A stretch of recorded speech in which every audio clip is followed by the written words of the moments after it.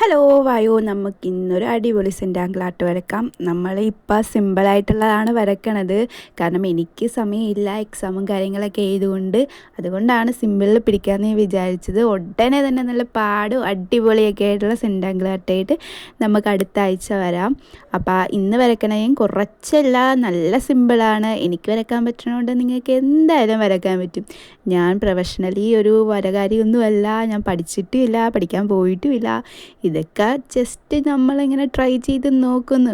നമ്മൾ പാടാണെന്ന് വിചാരിക്കുന്ന കാര്യം വേണം നമ്മൾ ആദ്യം ചെയ്തു നോക്കാൻ. അപ്പം നമുക്ക് മനസ്സിലാവും സിമ്പിളാണ് കാര്യങ്ങളെന്നൊക്കെ. അതുകൊണ്ട് നമ്മൾ പാടാണെന്ന് പറഞ്ഞ് ഒരു കാര്യം ചെയ്യാതെ മാറ്റി വെക്കാൻ പാടില്ല. നമ്മൾ അത് വേണം ആദ്യം ചെയ്തു നോക്കാമെന്ന്. എന്നതിൻ്റെ ഉത്തമ ഉദാഹരണം ഞാൻ തന്നെയാണ്. കാരണം ഓരോ പടം കാണുമ്പോൾ ഞാൻ വിചാരിക്കും, അയ്യോ ഇതൊക്കെ പാടാണ്, എന്നെക്കൊണ്ട് പറ്റുമോ വരയ്ക്കാൻ, കുറേ ടൈമൊക്കെ വെറുതെ പോയി, ഇതുപോലെയൊന്നും വരത്തില്ല എന്നൊക്കെ ഞാൻ വിചാരിക്കും. ചിലതൊക്കെ അങ്ങനെ ഒന്നും വരത്തില്ല. പക്ഷേ ഞാൻ വരച്ച് കഴിയുമ്പോൾ ഞാൻ റഫ് റൈറ്റിംഗ് ആയിട്ട് എടുത്തേക്കണ ആ പടത്തിനേക്കാളും ഭംഗിയുള്ള പോലെ ഞാൻ വരച്ചേക്കണ എനിക്ക് തോന്നാറുണ്ട് ഇടയ്ക്കിടയ്ക്ക്. ചിലതെല്ലാം ഞാൻ വരച്ചേക്കണ മിക്ക പടങ്ങളും എനിക്കിങ്ങനെ സ്വയം അഭിമാനം തോന്നിയിട്ടുള്ള ഒരു പടങ്ങളാണ്.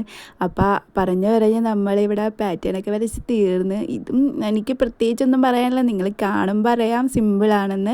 അപ്പോൾ അതുപോലെയൊക്കെ അങ്ങോട്ട് വരച്ച് വെക്കണം. പിന്നെ ഞാൻ കുറച്ച് കൊത്തുപണിയൊക്കെ എപ്പോഴും ചെയ്യണ പോലെയൊക്കെ ചെയ്തിട്ടുണ്ട്. അപ്പോൾ ഇതാണ് നമ്മുടെ ലാസ്റ്റ് ലുക്ക്.